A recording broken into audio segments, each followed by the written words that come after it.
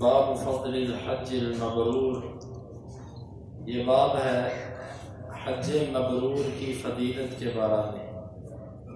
امام بخاری رحمہ اللہ فرماتے ہیں کہ ہمیں بیان کیا عبدالعزیز بن عبداللہ نے، وہ کہتے ہیں ہمیں بیان کیا ابراہیم بن سعد نے زہری سے، وہ سعید بن المسیب سے، وہ ابو ہریرہ رضی اللہ عنہ سے، سئل النبی صلی اللہ علیہ وسلم ای الاعمال افضل، نبی صلی اللہ علیہ وسلم سے سوال کیا گیا اعمال میں سے کون سا عمل سب سے افضل ہے؟ قال ایمان باللہ و رسولہ، اللہ اور اس کے رسول پر ایمان لانا۔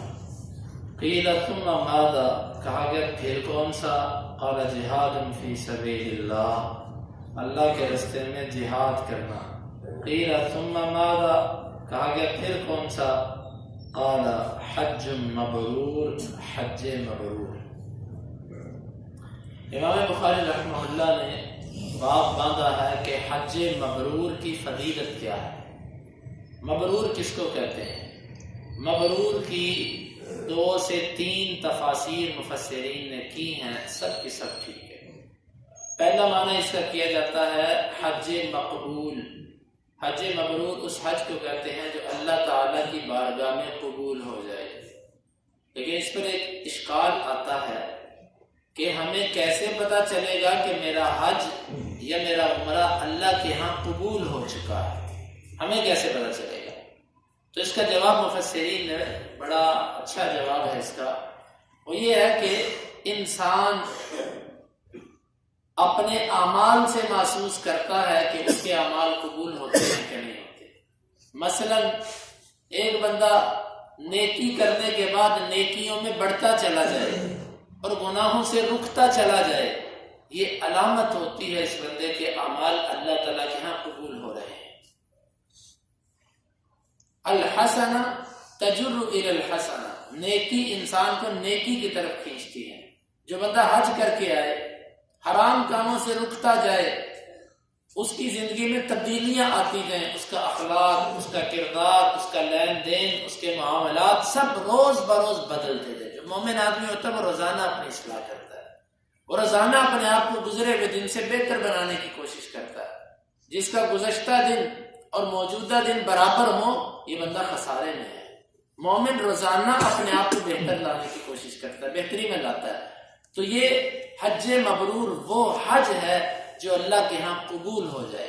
قبول ہونے کی علامت کہ انسان گناہوں سے بچتا جائے اور نیکیوں کی طرف اس کی رغبت اور اس کا شوق بڑھتا جائے، یہ علامت ہوتی ہے کہ یہ حج اس کا قبول ہوا۔ اور دوسرا حج مبرور کا معنی یہ کیا جاتا ہے کہ وہ حج جس کو سنت طریقے سے ادا کیا جائے اور اس حج کے اندر کسی قسم کی بےہودہ بات، کسی قسم کا جو ہے وہ بےہودہ قسم کا تعلق اور کسی قسم کا جھگڑا نہ ہو۔ فلا رفث ولا فسوق ولا جدال فی الحج، یہ تینوں چیزیں جس حج کے اندر نہ ہو وہ حج حج مبرور کہلاتا ہے۔ بات ٹھیک ہے؟ تو بہرحال یہ دونوں معنی ٹھیک ہوئے۔ حج مبرور اس حج کو کہتے ہیں جس میں اللہ تعالیٰ کی نافرمانی نہ ہو، اور حج مبرور اس کا نتیجہ کیا نکلے گا کہ وہ قبول ہوگا۔ تو لہذا نتیجے کا اعتبار کرتے ہوئے مقبول حج کو بھی حج مبرور کہہ دیا گیا۔ حدیث یہ ہے کہ اللہ کے رسول صلی اللہ علیہ وسلم سے پوچھا گیا اعمال میں سے کون سا عمل افضل؟ آپ نے فرمایا اللہ اور اس کے رسول پر ایمان لانا۔ یہ تو بات بالکل ٹھیک ہے کہ سب سے افضل علی الاطلاق مطلق طور پر جو عمل ہے وہ ایمان ہے۔ ایمان سے افضل کوئی عمل نہیں ہو سکتا۔ اس کے بعد درجہ بندیاں ہیں۔ اس کے بعد آپ سے پوچھا گیا، آپ نے فرمایا اللہ کے راستے میں جہاد۔ پوچھا گیا پھر، آپ نے فرمایا کہ پھر جو ہے وہ حج مبرور ہے۔ رسول اللہ صلی اللہ علیہ وسلم سے ایک مختلف موقعوں میں یہی سوالات کیے گئے، آپ نے اس کے جوابات مختلف دیے۔ کسی جگہ پر فرمایا کہ افضل ترین عمل وہ جہاد ہے، کسی موقع پہ فرمایا والدین کی خدمت، کسی موقع پہ فرمایا نمازوں کو ان کے وقت پہ پڑھنا، کسی موقع پہ کچھ اور کسی موقع پہ کچھ۔ اس کی وجہ یہ تھی کہ رسول اللہ صلی اللہ علیہ وسلم سوال کا جواب سائل کے مطابق دیا کرتے تھے۔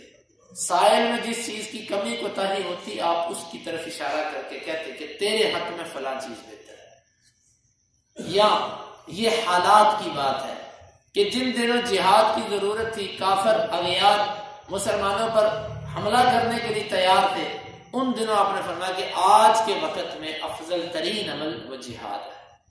حالات کے مطابق اعمال کی اہمیت بڑھتی کم ہوتی رہتی ہے. تو یہ رسول اللہ صلی اللہ علیہ وسلم حالات کے مطابق، شخصیات کے مطابق آپ یہ جوابات دیا کرتے تھے. تو آپ نے فرمایا اس کے بعد جہاد کرنا اور پھر اس کے بعد حج مبرور، یہ افضل ترین اعمال ہیں. امام بخاری رحمہ اللہ کہتے ہیں کہ ہمیں بیان کیا عبد الرحمن بن المبارک نے، وہ کہتے ہیں ہمیں بیان کیا خالد نے، وہ کہتے ہیں ہمیں خبر دی حبیب بن ابی عمرہ نے، وہ عائشہ بنت طلحہ سے، وہ عائشہ ام المؤمنین رضی اللہ عنہا سے، وہ کہتی ہیں اللہ کے رسول صلی اللہ علیہ وسلم نرى الجہاد افضل الاعمال، ہم خیال کرتے ہیں کہ جہاد اعمال میں سے افضل ترین ہے. افلا نجاہد، کیا ہم بھی جہاد نہ شروع کر دیں؟ قال لا لکن افضل الجہاد حج مبرور. اب نے فرمایا تم عورتیں ہو، تمہارے لیے افضل جہاد وہ حج مبرور ہے. عورتوں کا جہاد کیا ہے؟ حج.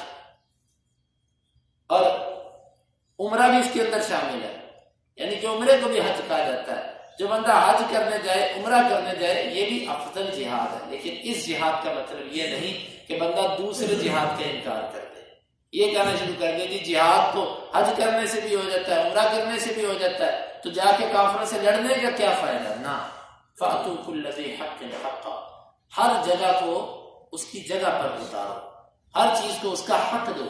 جہاد کی اپنی اہمیت ہے، حج اور عمرے کی اپنی اہمیت ہے. بعض لوگوں کا مزاج ایسا ہوتا ہے وہ جس چیز کی طرف لگتے ہیں بس اسی کو سر پہ اٹھا لیتے ہیں، باقی سب کی مخالفت شروع کر دیتے ہیں. مثلا جو جہاد کو لگے ہوئے ہیں وہ علم کی نفی کرتے ہیں، عبادات کرنے والوں کو طنز کرتے ہیں. تم کیا تسبیحیں پکڑ کے ہو کر کے مسجد میں بیٹھے رہتے ہو، اللہ اللہ کرتے رہتے ہو، نکلو جہاد کے لیے. یہ افراط و تفریط ہے، افراط و تفریط ہے. اور پڑھنے پڑھانے والے، ذکر اذکار کرنے والے کہتے ہیں جہاد کیا چیز ہے، ادھر بیٹھ کے اللہ کا ذکر کرو. انصاف یہ ہے کہ ہر ایک کو اس کے مرتبے اور مقام پر اتارا جائے. جہاد کی اپنی اہمیت، ذکر اذکار کی اپنی اہمیت، حج کی اپنی اہمیت، کسی ایک کی اہمیت کا انکار نہیں کیا جا سکتا. تو آپ نے فرمایا کہ تمہارے لیے اور تو افضل ترین جہاد جو ہے وہ کیا ہے؟ حج مبرور ہے. اور اس کو دو طرح پڑھا گیا، لاکن بھی پڑھا گیا اور لاکن پڑھا گیا، پھر اس کا معنی ہوگا لیکن. تو بہرحال یہ لاکنہ کے اعتبار سے معنی زیادہ بہتر بنتا ہے. اور امام بخاری رحمہ اللہ کہتے ہیں ہمیں بیان کیا آدم نے، وہ کہتے ہیں ہمیں بیان کیا شعبہ نے، وہ کہتے ہیں ہمیں بیان کیا سیار بن الحکم نے، وہ کہتے ہیں میں نے ابو حازم کو سنا، وہ کہتے ہیں میں نے ابو ہریرہ رضی اللہ عنہ کو یہ کہتے ہوئے سنا کہ سمعت النبی صلی اللہ علیہ وسلم یقول، میں نے نبی صلی اللہ علیہ وسلم کو یہ کہتے ہوئے سنا، من حج للہ، جس نے اللہ کی رضا کے لیے حج کیا، فلم یرفث، نہ اس نے کوئی بےہودہ عمل کیا اور نہ بےہودہ بات کی، ولم یفسق، اور نہ اس نے کوئی گناہ کیا، رجع کیوم ولدتہ امہ، وہ اس طرح لوٹے گا جس طرح کہ وہ اس دن تھا جس دن اس کی ماں نے جنم دیا تھا. یہ بڑی زبردست فضیلت والی حدیث ہے. دوسری روایت کے اندر یہ لفظ ہے من اراد البیت، جو اللہ کے گھر جائے، یعنی کہ یہ عام ہے، حج کرنے جائے یا عمرہ کرنے جائے، دونوں کو عام ہے.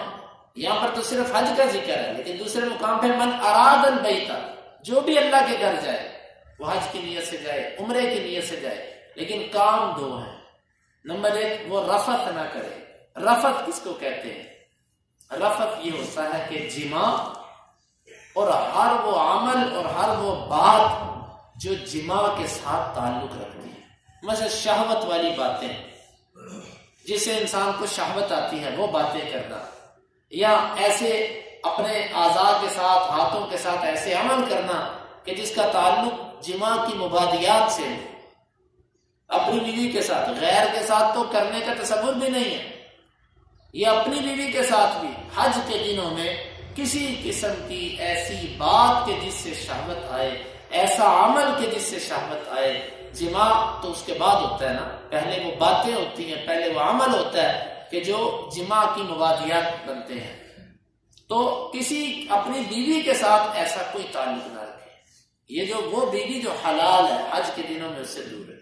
ولا فسوق، اور فسق نہ کرے۔ فسق کا معنی ہوتا ہے کسی چیز کا اپنی حد سے نکل جانا۔ ایک باؤنڈری اور ایک لائن ہوتی ہے، جب کوئی بندہ اس لائن کو کراس کر جاتا ہے، اس سے باہر نکل جاتا ہے، تو اس کو کہتے ہیں فاسق۔ فاسق کو فاسق اس لیے کہتے ہیں، اللہ تعالیٰ نے جو حدیں لگائی ہیں کہ مومن، بندہ مومن تو نے ان حدوں سے باہر نہیں نکلنا، وہ آدمی اللہ کی ان حدوں کو پھیلا کے باہر نکل جاتا ہے، اس کو کہتے ہیں فاسق۔ فاسق انسان گناہگار انسان ہوتا ہے، اس نے رفت نہ کیا ہو اور وہ گناہ کا ارتکاب نہ کرے۔ دیکھیں گناہ تو سب بندوں سے ہوتے ہیں، لیکن حج کے دنوں میں قصدن وہ گناہ نہ کرے۔ یہ دو شرطیں جس بندے کے اندر پائی جائے، وہ بندہ حج یا عمرہ کر کے جب آئے گا تو وہ ایسے ہوگا کہ جیسے آج اس کو اس کی ماں نے جنم دیا ہے۔ بخاری کے اندر ادب المفرد کے اندر امام بخاری رحمہ اللہ ابو ذر رضی اللہ عنہ کا اثر لے کر آئے ہیں۔ ایک قافلہ ربضہ مقام سے گزر رہا تھا، ابو ذر غفاری نے پوچھا کدھر سے آ رہے؟ کہنے لگے اللہ کے گھر سے۔ کس مقصد کے لیے گئے تھے؟ تجارت کے لیے؟ نہیں، تجارت کے لیے نہیں، صرف اللہ کے گھر کی زیارت کرنے کے لیے، عمرے کے لیے۔ فرمایا کہ آج کے بعد نئے سرے سے عمل شروع۔ کیا مطلب؟ کہ تمہارے ماضی کے جتنے اعمال ہیں ان پر قلم پھر گیا، آج سے تم ایسے ہو جیسے نیا تمہارا نامہ اعمال لکھا جا رہا ہے، نئے اعمال شروع ہو رہے ہیں تمہارے۔ اب یہاں پر اختلاف اہل علم کا کہ حج کرنے سے یا عمرہ کرنے سے کبیرہ گناہ بھی معاف ہوتے ہیں کہ صرف صغیرہ ہوتے ہیں؟ بعض علماء نے کہا کہ کبیرہ نہیں معاف ہوتے، صغیرہ بھی ہوتے ہیں، صرف صغیرہ ہوتے ہیں۔ لیکن یہ بات ٹھیک نہیں ہے۔ صغیرہ گناہ تو وضو کرنے سے بھی معاف ہوتے ہیں، مسجد کی طرف چل کے آنے سے بھی معاف ہوتے ہیں، نماز پڑھنے سے بھی معاف ہوتے ہیں، ذکر اذکار کرنے سے بھی معاف ہوتے ہیں، صدقہ کرنے سے بھی معاف ہوتے ہیں۔ کسی قسم کی نیکی کی جائے، ان الحسنات یذھبن السیئات، نیکیاں گناہوں کو ختم کرتی جاتی ہیں، یہ صغیرہ تو ایسے بھی ختم ہو جاتا ہے۔ پھر حج کی ایک خاصیت ہے، وہ ہے کبیرہ گناہوں کو بھی حج ختم کرتا ہے۔ پھر اس پر ایک اشکال آتا ہے، کبیرہ گناہ تو وہ ہوتا ہے جو استغفار کرنے سے معاف ہوتا ہے، تو حج سے خالی کیسے معاف ہو گیا؟ تو جواب اس کا یہ ہے کہ انسان حج کے دنوں میں استغفار بھی کرتا ہے، مینا کے اندر، مزدلفہ کے اندر، مقام عرفات کے اندر انسان استغفار کرتا ہے، اللہ تعالیٰ سے معافیاں مانگتا ہے، اور دعاؤں کے اندر استغفار والے کلمات ہے۔ حدیث کے اندر آتا ہے جس دن عرفہ کا دن ہوتا ہے، 9 ذی الحجہ کا دن ہوتا ہے، ابلیس زمین سے مٹی پکڑ پکڑ کے اپنے سر پہ پھینکتا ہے۔ کس وجہ سے؟ وہ کہتا ہے ساری زندگی اس بندے کو میں نے گناہ کروائے کہ اللہ تعالیٰ اس کو پکڑ کے جہنم میں پھینکے، آج اس نے معافی مانگی اور اس کے رب نے اس کو معاف کر دیا۔ وہ کون سے گناہ ہیں؟ اس کو خوشی کبیرہ کی معافی پر ہوئی ہے، کہ صغیرہ تو معاف ہو ہی رہے تھے، اس کے پہلے بھی حج پر جانے سے پہلے بھی معاف ہو رہے تھے صغیرہ، اس کو کبیرہ پر خوشی ہوئی ہے، غم ہوا ہے کہ بھئی اس کے کبیرہ بھی معاف ہو گئے، اللہ نے معاف کر دیے اس کے سارے۔ اور ایک روایت کے اندر یہ لفظ ہے کہ رسول اللہ صلی اللہ علیہ وسلم نے اللہ تعالیٰ سے دعا کی، اللہ میری امت کے گناہ معاف کر دے۔ فرمایا کہ حقوق العباد معاف نہیں ہوں گے۔ کرتے کراتے حدیث کے آخر میں یہ ہے کہ نبی صلی اللہ علیہ وسلم مسکرا پڑے۔ صحابہ نے پوچھا اللہ کے رسول آپ کیوں مسکرائے؟ آپ نے فرمایا میں لعین اللہ کے دشمن ابلیس کو دیکھ کر مسکرا رہا ہوں کہ جب یہ دیکھا کہ اللہ نے میری دعا قبول کر لی تو وہ مٹی پکڑ کے اپنے سر پہ ڈالنے لگ پڑا کہ ہائے آج تو میری، مفہوم ہے، میں حدیث کا مفہوم سنا رہا ہوں، میرے الفاظ ہیں کہ آج تو میری کی ہوئی محنت ختم ہو گئی، کہ لوگوں کو میں نے ساری زندگی گناہ کروائے، اس نے 50 سال کی عمر میں جا کے حج کر دیا، 50 سال کے گناہ معاف ہو گئے، 60 سال کے گناہ معاف ہو گئے سوائے شرک کے۔ اگر شرک سے وہ سچی توبہ کر جائے تو وہ بھی معاف ہو جاتا ہے اللہ تعالیٰ کے ہاں۔ تو راجح یہ ہے اس میں کہ حج سے کبیرہ گناہ بھی معاف ہو جاتے ہیں، بشرطے کہ 2 کام ہو، حج کے اندر رفث نہ ہو، جماع اور ایسی کوئی بات نہ ہو، اور دوسرا وہاں پر اللہ کی نافرمانی نہ کی جائے، کوئی اللہ کے رسول کے طریقے کی خلاف ورزی نہ کی جائے۔ جب وہ بندہ واپس آئے گا تو وہ ایسے ہوگا جیسے آج اس کو اس کی ماں نے جنم دیا ہے۔ بڑی فضیلت ہے، اللہ تعالی ہم سب کو اس کی توفیق عطا فرمائے۔ اللهم انفعنا بما علمتنا وعلمنا ما ينفعنا وزدنا علما۔ اللهم اقسم لنا من خشيتك ما يحول بيننا وبين معصيتك، ومن طاعتك ما تبلغنا به جنتك، ومن اليقين ما تهون به علينا مصائب الدنيا، متعنا اللهم بأسماعنا وأبصارنا وقوتنا أبدا ما أحييتنا واجعله الوارث منا واجعل ثأرنا على من ظلمنا ولا تجعل مصيبتنا في ديننا ولا تجعل الدنيا أكبر همنا ولا مبلغ علمنا ولا تسلط علينا من لا يرحمنا. آخر دعوانا الحمد لله.